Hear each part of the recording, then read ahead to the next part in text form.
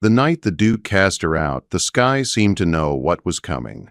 Heavy clouds pressed low over Ravenhall Manor, and the first drops of rain struck the tall windows like quiet warnings. Lady Eleanor Ashford stood alone in the great library, her back straight, her hands folded in front of her, waiting.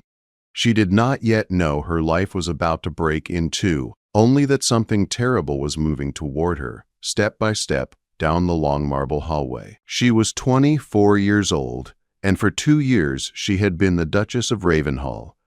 The title had come with an arranged marriage, carefully planned to unite two old and powerful families. There had been no great love when she married Duke Adrian Thornfield, but Eleanor had believed love could grow. She had tried to be everything a duchess should be. She ran the household with fairness, hosted dinners with quiet grace, and never embarrassed her husband in public. Still, there was always distance between them, like a cold wall she could never climb. The sound of boots echoed outside the library door. Eleanor knew that walk, calm, firm, unyielding. She lifted her chin and turned just as the door opened. Duke Adrian Thornfield entered without hesitation. He was tall and broad-shouldered, dressed in dark evening clothes, his black hair neatly combed back. His blue eyes were cold and unreadable. He did not look at her as a husband looks at a wife. He looked at her as one looks at a problem that must be solved. "Lady Eleanor," he said, his voice flat and formal, "we must speak." "I am listening, Your Grace," she replied, her voice steady though her heart was racing. He crossed the room to his desk where papers waited, sealed and prepared. He did not sit. He did not invite her to sit. "This marriage was a mistake," he said plainly, "one that can no longer continue." The words struck her like a blow. "I do not understand," she said. "There is no heir," he replied, turning to face her. 2 years have passed. The Thornfield line cannot remain uncertain. I require a son to carry the name of Ravenhall, and this marriage has failed in that duty. Eleanor felt the air leave her lungs. She had heard the whispers before, felt the unspoken blame placed quietly on her shoulders. Still, hearing it spoken aloud, stripped of all kindness, shattered something inside her. "The divorce papers are ready," Adrian continued, as if discussing business. "You will receive a pension and may keep a portion of your personal belongings. The separation will be handled discreetly." "So I am to be dismissed," she said softly. "This is the most sensible course," he answered. "We are both still young. I need an heir. You deserve a different life." For a moment, Eleanor could not speak. Then, deep within her body, she felt it. A strange certainty. A quiet truth that made her place a hand over her stomach without thinking. She was with child. The knowledge came suddenly and completely. The tiredness, the nausea she had ignored, the small changes she had explained away. It all made sense now. She was carrying the very heir he claimed she could not give him, but she said nothing. To speak now would sound desperate. To reveal the truth would feel like begging to stay. Eleanor would not do that. She would not trade her dignity for mercy. "I understand," she said at last. "When must I leave?" Adrian seemed surprised by her calm. "Tonight," he replied. "There is no reason to delay." Eleanor nodded once. "Then I will prepare." She left the library without another word. Only when she reached the empty hallway did a single tear fall. She wiped it away at once. She packed alone. She chose simple dresses, a few books, and the small locket that held her mother's portrait. She left behind jewels and silks. None of them mattered anymore. When she descended the grand staircase, rain thundered against the roof. The servants avoided her eyes. Orders had been given. No goodbyes. At the door, the housekeeper, Mrs. Moss, stood quietly in the shadows. She lowered herself into a deep curtsy, not out of duty, but respect. Eleanor nodded in return, grateful beyond words. Outside, the rain soaked her cloak within seconds. There was no fine carriage waiting, only a small supply wagon. Another insult. Eleanor lifted her chin and climbed inside. As the wagon pulled away, she looked back once. In a high window, she saw Adrian standing still, watching. Then the road curved, and Ravenhall disappeared behind the storm. She rode through the night, holding her secret close. By morning, she reached an abandoned stone building hidden among old oak trees. It had once belonged to her family, long forgotten. It was cold and dusty, but it stood strong. "This place will shelter you," said Joseph, the driver, a former stable hand-eye. "It is not grand, but it is safe." Eleanor stepped inside. Shelves of old books lined the walls. A fireplace waited to be lit. It was not Ravenhall, but it would be enough. She sat alone in a worn chair and pressed both hands to her belly. The air of Ravenhall was growing inside her. And his father did not know. In the days that followed, Eleanor learned how to survive. She cooked, cleaned, and explored the land around the building. Among the books she found old texts on healing herbs and remedies. Memories of her mother's garden returned to her. She gathered plants, dried leaves by the fire, and learned. Soon she walked to a nearby village called Thornmere Hollow. She wore plain clothes and covered her hair. No one knew her title. She did not offer it. At the small apothecary shop, an elderly man listened as she spoke of herbs and healing. "Show me," he said. She did. Within weeks, Eleanor was helping the sick. When fever struck a poor family, she stayed with them day and night. She did not leave until they recovered. Word spread. The woman from the old library had healing hands. As her belly slowly grew, so did her purpose. She was no longer just a cast-off duchess. She was becoming something stronger. Far away, at Ravenhall Manor, Duke Adrian Thornfield paced the halls. The house felt empty. The silence pressed on him. 3 months after Eleanor left, Mrs. Moss finally spoke. "Your Grace," she said carefully, "there are rumors." "What rumors?" "She is alive, working as a healer, and she is with child." The word struck him harder than thunder. A child, his child. Adrian stood frozen as the truth crashed over him. The air he had cast away. At dawn, he ordered his horse prepared. He was going to find her. The road to Thornmere Hollow was long and soaked with mud from recent rain. Duke Adrian rode without pause, his mind louder than the storm clouds above him. Every mile carried the weight of what he had done. He remembered Eleanor's calm voice that night, the way she did not beg or cry. At the time, he had mistaken her dignity for indifference. Now he understood it had been strength. By the time he reached the edge of the village, dusk had begun to fall. Smoke rose gently from chimneys, and lanterns flickered to life. This was not a place of grand estates or marble halls. It was a place of survival, of honest work, and Eleanor had chosen it. He asked for directions to the old library among the oaks. People looked at him with caution but pointed the way. They knew the woman he was searching for, though they did not know who he was. When Adrian dismounted before the stone building, he hesitated for the first time in years. This door was not like the doors he commanded to open.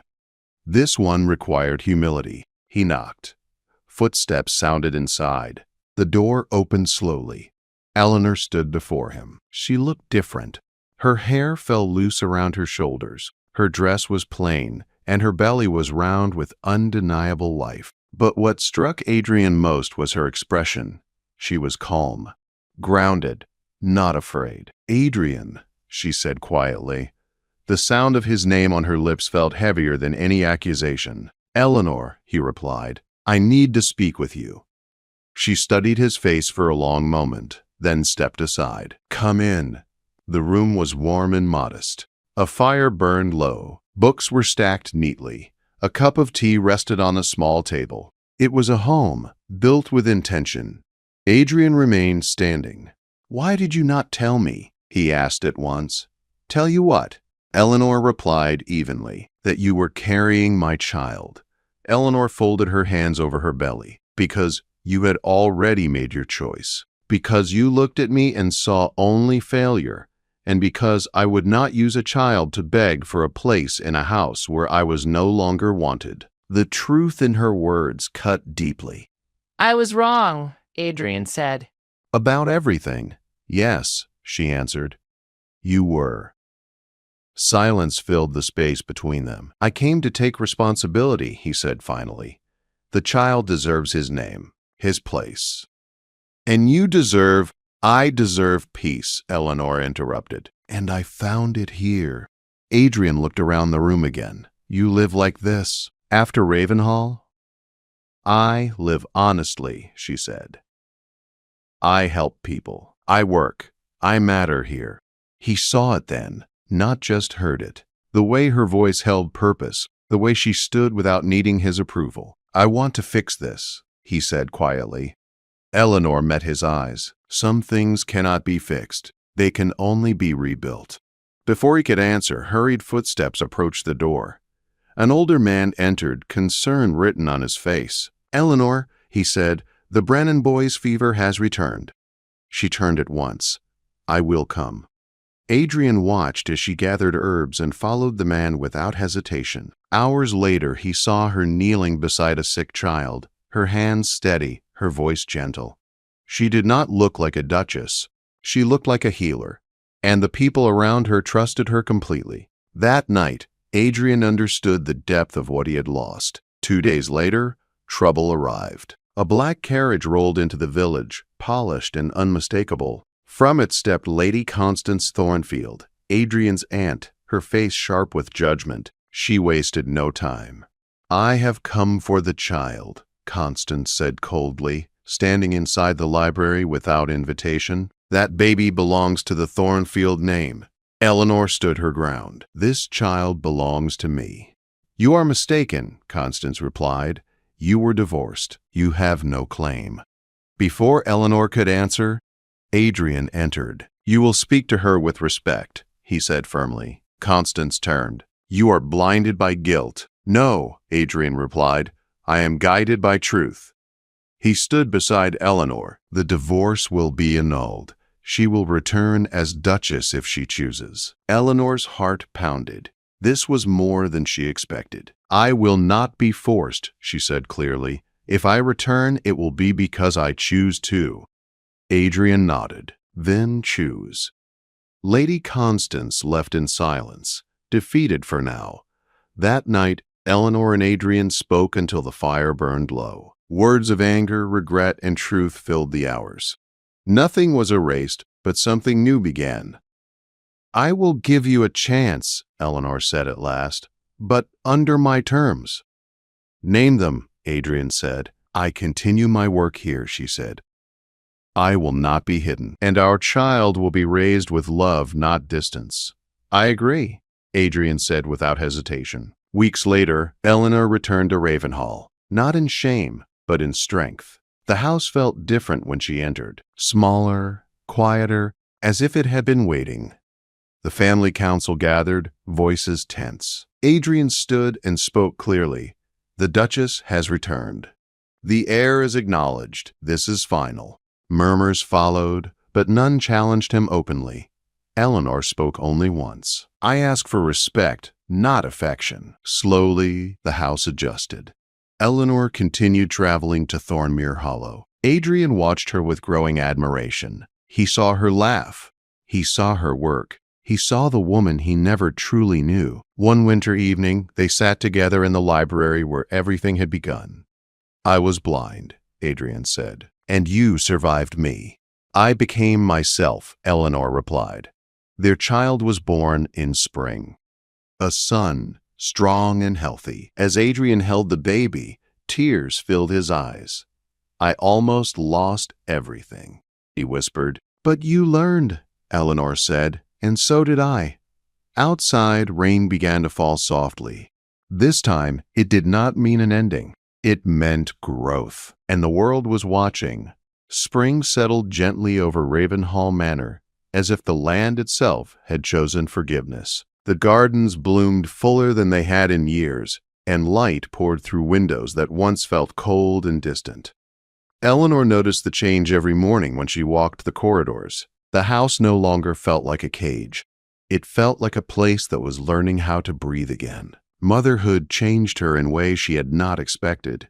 She was still calm and steady, still firm in her purpose, but there was a new softness in her eyes. Her son slept peacefully in her arms, unaware of titles, arguments, or the storm that had brought him into the world.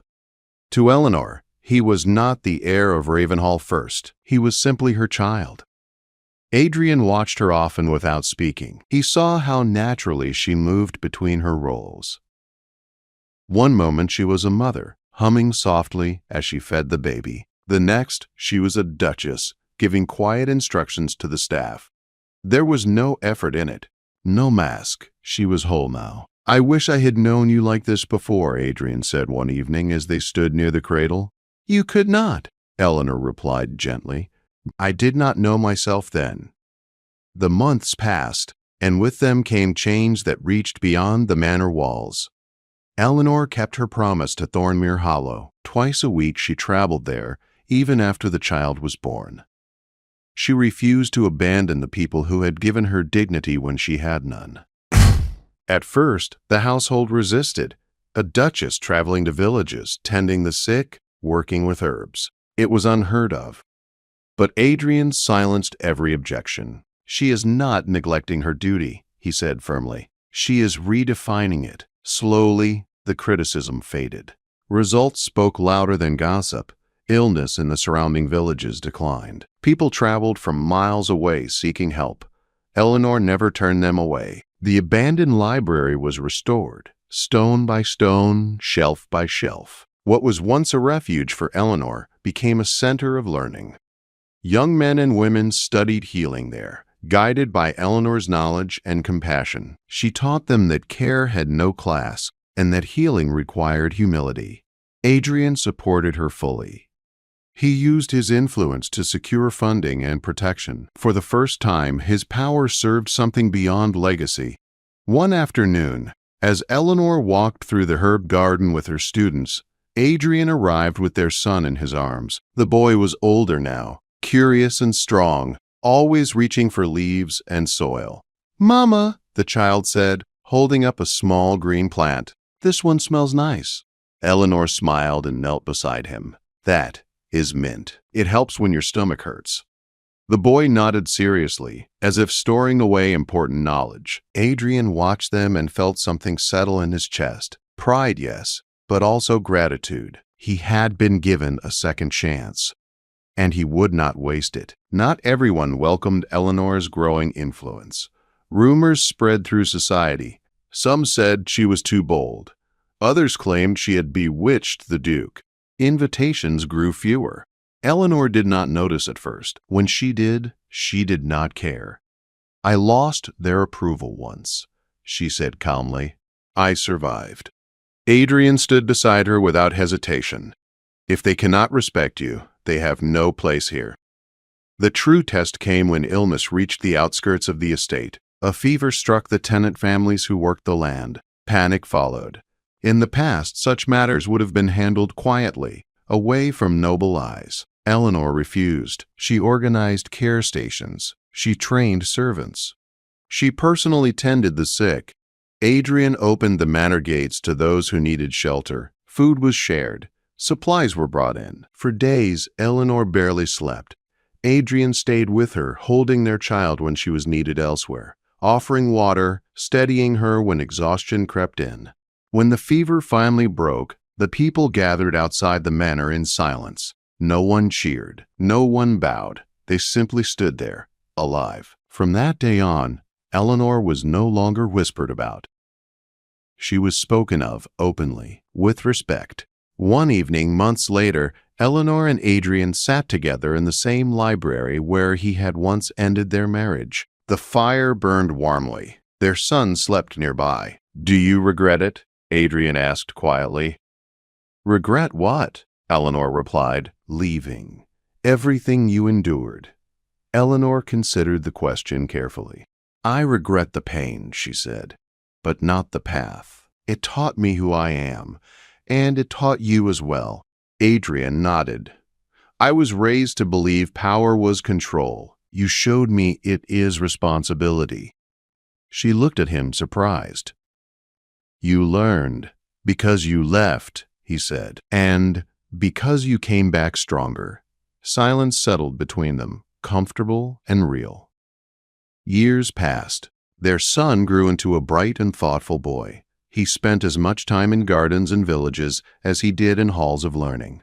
Eleanor made sure of it. Adrian supported her, even when tradition protested. The Thornmere Library became known beyond the region. Its methods were copied. Its students spread. Healing became less a privilege and more a shared duty. Eleanor never forgot the rain, the cold, the night she was sent away. But it no longer haunted her. One autumn evening, as the sun dipped low, Eleanor stood on the manor steps watching her son play. Adrian joined her. "You know," he said softly, "history will remember you." She smiled. "History remembers titles. I prefer lives." He took her hand. "You changed mine." She squeezed his fingers. "And you allowed yourself to change." As the light faded, Eleanor felt only peace. She had been expelled in the rain, carrying a secret and a broken heart. She had returned not as a woman seeking forgiveness, but as one who had found her worth. The heir of Ravenhall would inherit land and name. But the greatest legacy Eleanor left behind was something far greater. She taught a house, a family, and a world that dignity cannot be taken. It can only be claimed.